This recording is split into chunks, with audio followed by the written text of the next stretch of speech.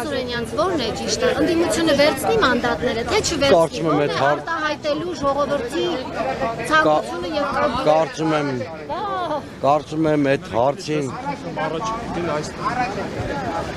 եմ այդ հարցին պատասխանելը այս պահին առնվազն տեղին չի։ Տեղին է, ժողովուրդը։ Մի րոպե, ժողովուրդը մանդատ վերցնել չվերցնելու չի սպասում։ Ժողովուրդը սպասում է Նիկոլ Փաշինյանը երբ է վռնդվելու։ Իսկ ով է վռնդվելու։ Իսկ մի րոպե, հիմա պատասխանեմ։ Իսկ այդ հարցը մանդատ կվերցվի, չի վերցվի, այս բանը շատ երկրորդական է, որովհետեւ մենք ընտրությունների պատկերը սկիչ ենք վերականգնել։ Հիմա վտանգի տակ է այս կենտրոնական ընտրական հանձնաժողովի նիստում, որ Հայաստանում հաստատվելու ավազակապետություն։ Այսինքն իրանք թքած ունեն ընդհանրապես որևէ օրենքի արդարադատության վրա։ Այո, որ կենտրոնական ընտրական հանձնաժողով որոշում կկայացնի, ձեր հարցը անշուշտ տեղին է եւ պատասխանը կտրվի։ Որ ճանապարհը շուտ մոտեցնելու է Նիկոլ Փաշինյանի արագ իշխանական զրկման, այն ճանապարհն էլ արդյունավետ է։ Ես հիմա կարող եմ բոլոր ճանապարհները եւ պլյուսները նշել եւ մինուսները։ Ունիվերսալ ճանապարհ չկա, որովհետեւ առաջին հերթին ամեն ինչ պիտի արվի փողոց գեներացնելու համար։ Ինչը կնպաստի փողոց գեներացնելուն, կարող ենք շատ երկար քննարկել, բայց ես խոստանում եմ, այդ ու բազմաթիվ այլ հարցեր այս նիստից հետո պատասխանեմ։ Նիկոլ Փաշինյանը այս պարզ գործընթացը, պարզ մաթեմատիկական, աքսիոմատիկ գործընթացը վել է մեկ այլ դաշտ մեղադրելով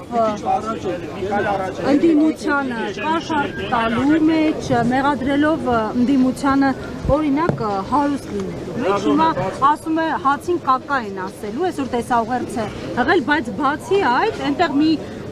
ձևակերպում է անում, որ վերջ է տալու Թավիշին, ինչ սպասել։ Ուրեմն ինքը ուրիշի հացի մասին չմտածի, որտեղ իր արած հանցագործություններով ինքը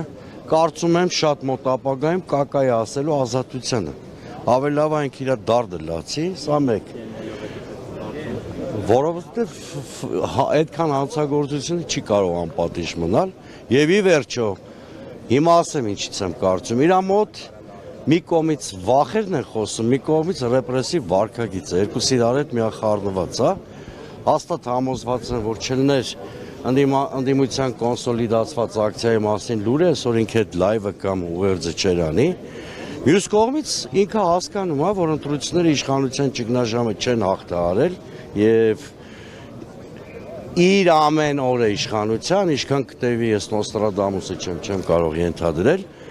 ուղեկցվելու է ռեպրեսիաներով, անկայուն վիճակով, տուրբուլենտությամբ, առաջի դեպքն է երևի համաշխարհային պատմության մեջ, որ որևէ ղեկավար վերընտրվելուց կամ ընտրվելուց հետո ոչ թե հանրային համերաշխության մասին է խոսում, այլ մարդ նստածներ։ Բայց մյուս կողմից առաջ է մղում սեփական օրակարգերը, տեղեկացանք, որ աղքարտուղար Արմեն Գրիգորյանը այսօր Դիլիջանում հանդիպել է Հիկմետ Հաջիևի հետ,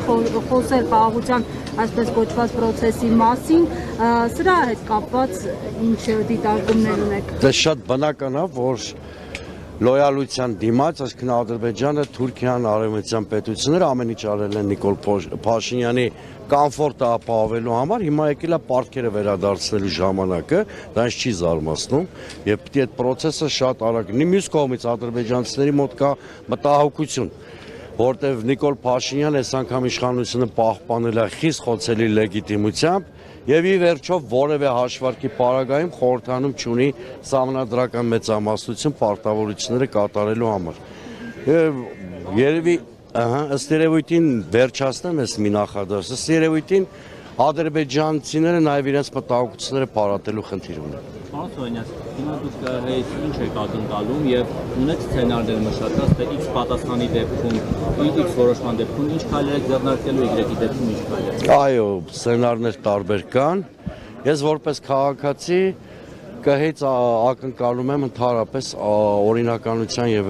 արդարության վերականգնում ամբողջ ծավալով։ Գիտեք, որ քաղաքական տարբեր ուժեր տարբեր պահանջներով են դիմել, մեկը մեկին չեն հակասում։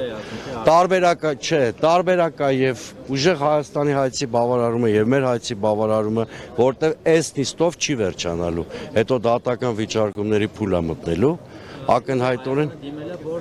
վիճակեն ամբողջ ես դրան էլ սկզբունքորեն դեմ չեմ։ Դուք ինչ եք պահանջում։ Մեր պահանջը երեկվա դատական նիստից է բխում, պիտի քննարկվի առնվազն 3 տեղամասերում ընտրողների իրավունքների վերականգնման հարցը։ Հիմա տեսեք, եթե օրինակ ձեր պահանջը բավարարվում է եւ վերակվյարկություն է հայտարարում, ինչ է։ Այդ շատ արդարության շատ մասնակի բավարարում է դա, արդարության շատ մասնակի բավարարում է,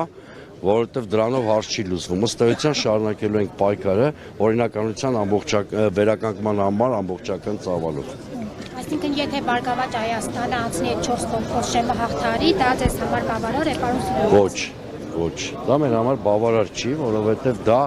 ընդամենը 3 տեղամասերում մեր ընտրողների իրավունքների վերականգնման հարց է լուծում։ Բայց ակնհայտորեն ընտրական գործընթաց ուղեկցվել է մեծածավալ համակարգային խախտումներով եւ միայն այս պահանջի բավարարումը մեր այս պահանջի բավարարումը նվազագույն մինիմումն է, ոչ թե արդարության ամբողջական վերականգնումը։ Բայց մենք ասել ենք եւ հետամուտ ենք լինելու, որ մեր ցանկացած ընտրողի ձայնի պաշտպանության հետևից գնալու ենք։